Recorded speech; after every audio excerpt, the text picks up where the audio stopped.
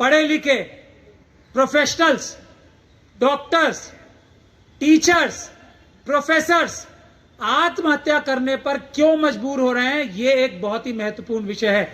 Doctor Ritu यहां बैठी हैं, मुझे ये मौका मिला है यहां पे कि डॉक्टर रितु भी यहां बैठी है। इनके साथ क्या हकमारी हुई है कि ये दौलत राम कॉलेज में बहुत ही ज्यादा अच्छे नंबर लेके 68% नंबर लेके पीएचडी करके एक नौकरी प्राप्त करती हैं दौलत राम कॉलेज में।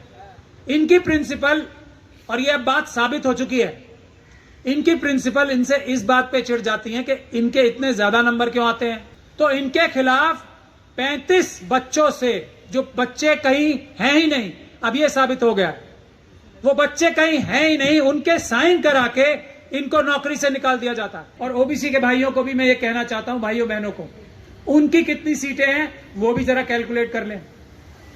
उनकी तो इससे भी ज्यादा है जो गायब हैं, जिसमें ये कह दिया जाता है नॉट फाउंड सुटेबल, बोलते हैं ना उसे, एनएफएस। और जो मौजूद हैं जनरल कैटेगरी के लोग, वो सूटेबल कभी हो ही नहीं सकते, पैदाइशी अनसूटेबल हैं वो। एनएफएस ये झूठा बोलते हैं और वो लोग पैदाइशी अनसूटेबल। मैंने एक केस भी सुप्रीम कोर्ट में आर्ग्यू किया था एम्स का, और सरकार और जो लोग जनरल कैटेगरी के थे वो भाग खड़े हुए थे। मैं फिर कह रहा हूं, इस डिस्कशन के लिए मैं किसी भी प्लेटफॉर्म से साइंटिफिकली तैयार हूं कि मैं जो ये कह रहा हूं कि वो कम अकल, बेईमान और कम पढ़े लिखे, कम समझदार होते। किसी भी आंदोलन में दो चीजें होती हैं, थ्योरी और प्रैक्टिकल।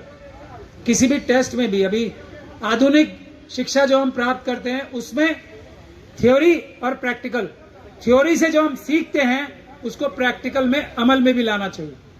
अगर हम थ्योरी सीखकर ज्ञान तो प्राप्त कर लें, लेकिन ज्ञान का फायदा अपने लोगों को ना पहुंचा पाए, तो यह ज्ञान का एक तरह से नुकसान ही है। ऐसे ज्ञान का क्या फायदा। तो मेरी यह गुजारिश है कि एक आध हम प्रैक्टिकल भी कुछ काम करें, कुछ आंदोलन करें, कुछ एजिटेशन करें, पीसफुल प्रोटेस्ट, शांतिपूर्ण ढंग से संविधान के दायरे में रहकर।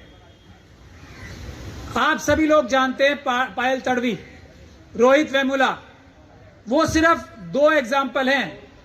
अभी लेटेस्ट एक चंद्रशेखर साहब हैं जिन्होंने जम्मू में आत्महत्या कर ली।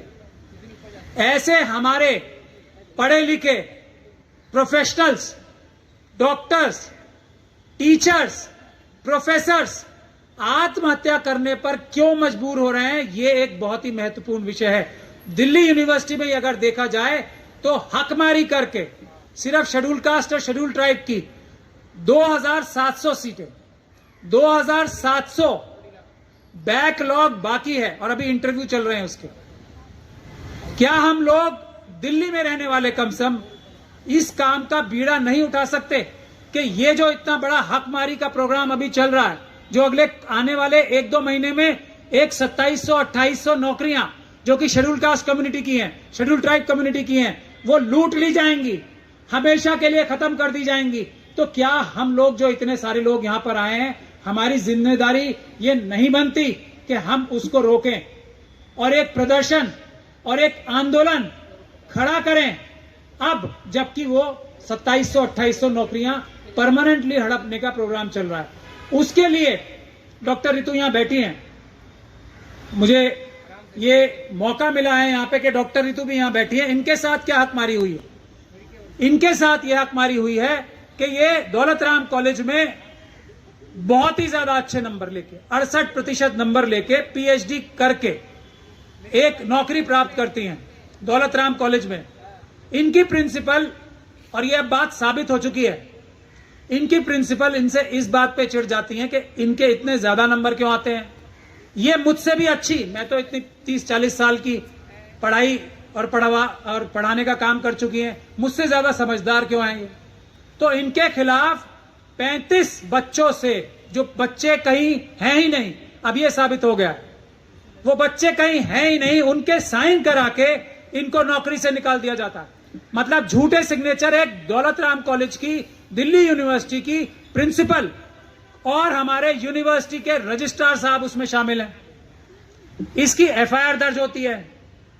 उसके बाद पूरी ताकत पुलिस इस बात के लिए लगाती है, एक तो एफआईआर ही कितनी मुश्किल से हुई होगी, ये बात आप सब लोग समझ सकते हैं। उसके बाद पुलिस पूरी ताकत ये लगाती है कि किसी भी तरीके से प्रिंसिपल को और रजिस्ट्रार को और वाइस चांसलर के दूसरे सीनियर जो यूनिवर्सिटी के ऑफिसर्स हैं उनको बचा कैसे लिया जाए। पूरी ताकत पुलिस लगाती है, लेकिन उसके बावजूद भी इतने सारे सबूत थे, इतने सारे सबूत मौजूद हैं कि चार्जशीट पुलिस को खुद फाइल करनी पड़ी। लेकिन यह बेशरम दिल्ली पुलिस का जो ऑफिसर था, और बेशरम कहना थोड़ा मुझे इसमें हिचक हो रही है, मजबूरी में कह रहा हूं, उसके ऊपर इतना दबाव था, वो हमारे समाज का ही है, इतना दबाव था उसके ऊपर कि उसको मजबूरी में हाई कोर्ट में यह स्टेटमेंट देनी पड़ी कि मैं इस प्रिंसिपल को गिरफ्तार करने की तो जरूरत समझता ही नहीं, मैं इसको गिरफ्तार करने की कोशिश भी नहीं करूंगा। यह है दिल्ली पुलिस, यह है अन्याय की इंतहा। तो क्या हम लोगों का एक फर्ज नहीं बनता ये कि हम प्रैक्टिकल भी एक काम करें, और ये डॉक्टर रितु के केस के लिए एक बड़ा आंदोलन छेड़ना चाहिए। उससे सिर्फ डॉक्टर रितु को फायदा नहीं होगा, हमारी ऐसी डॉक्टर रितु और ऐसे प्रोफेसर चंद्रशेखर जिन्हें आत्महत्या करनी पड़ी जम्मू में, भी ऐसे लाखों की तादाद में पूरे देश में मौजूद हैं जिनके साथ रोज सुबह शाम ये ज्यादती हो रही है कि आप हमसे अच्छे क्यों। आप लोगों को पहले एक बात यह समझ लेनी चाहिए, मनुवादी आपसे कम पढ़े लिखे हैं, मनुवादी आपसे कम अकलमंद हैं, आपको उनसे बहुत ज्यादा अकल है, आप उनसे ज्यादा पढ़े लिखे हैं, समझदार हैं। इसी बात की उनको इंफीरियोरिटी कॉम्प्लेक्स रहता है, उनको यह दर्द खाए जाता है, इसीलिए रिजर्वेशन से चिंता है, इसीलिए हर जगह आपके कामों में रोड़े अटकाते हैं, इसीलिए एससी एसटी ओबीसी और माइनॉरिटीज की मुखालफत करते हैं कि जहां हम लोग सामने आ गए ये बौने नजर आते हैं। रिजर्वेशन की खिलाफत इसीलिए है कि ये लोग एक्सपोज होते हैं, रिजर्वेशन से एक दो डॉक्टर रितु चली जाती हैं अंदर, तो फिर नजर आता है कि इनसे तो अच्छा ही कोई नहीं है, इसलिए रिजर्वेशन के खिलाफ है। रिजर्वेशन तो बल्कि अनरिटन रिजर्वेशन है, जो सो कॉल्ड जनरल कैटेगरी के लोग हैं उन्होंने 90% सीटों पे अपनी अनरिटन, बगैर लिखी हुई, बगैर कही हुई रिजर्वेशन कर रखी है, और वो बेईमानी से करते हैं सारा काम।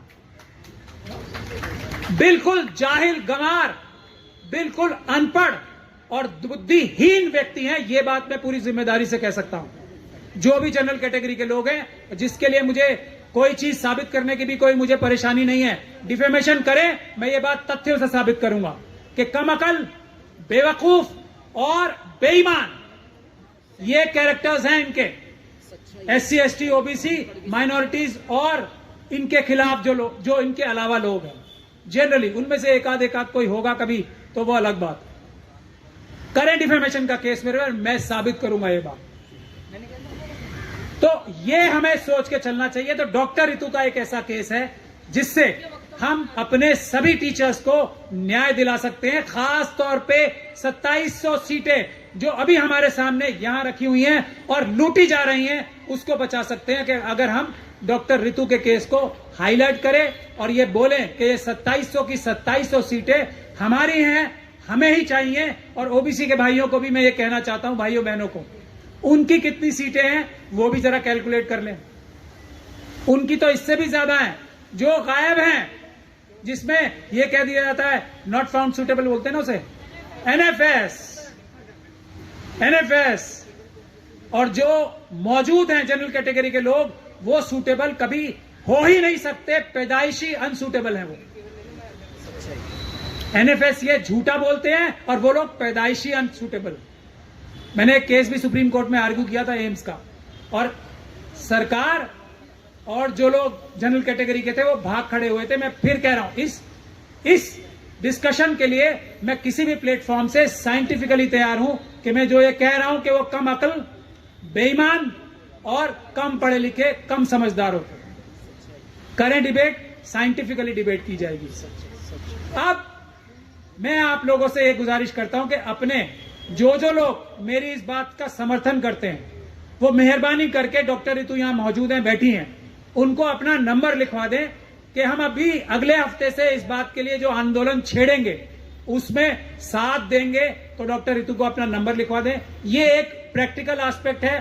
थ्योरी तो हम इतने दिन से करके समझ ही चुके हैं। थ्योरी हम एकदम 100 आउट ऑफ 100 मार्क्स, यहां किसी से भी पूछ लीजिए तो उसके 100 में से 100 मार्क आएंगे। अंबेडकरवाद पे, समता पे, इंसाफ पे, बराबरी पे अब प्रैक्टिकल करने का वक्त आ गया है। तो उसके लिए मैं गुजारिश करता हूं कि डॉक्टर रितु को अपने नंबर्स दे दें ताकि हम आप सभी लोगों को जहमत दे सकें, तकलीफ दे सकें कि इस आंदोलन में साथ दे और कम से कम ये 2700-2800 नौकरियां जो हैं उसको हम वापस छीन कर, जो मुस्तहिक हैं, जो उसके लिए एलिजिबल हैं लोग, उनको शेड्यूल कास्ट और शेड्यूल ट्राइब के लोगों को दिलवा सके। बहुत बहुत शुक्रिया। जय भीम, जय भारत।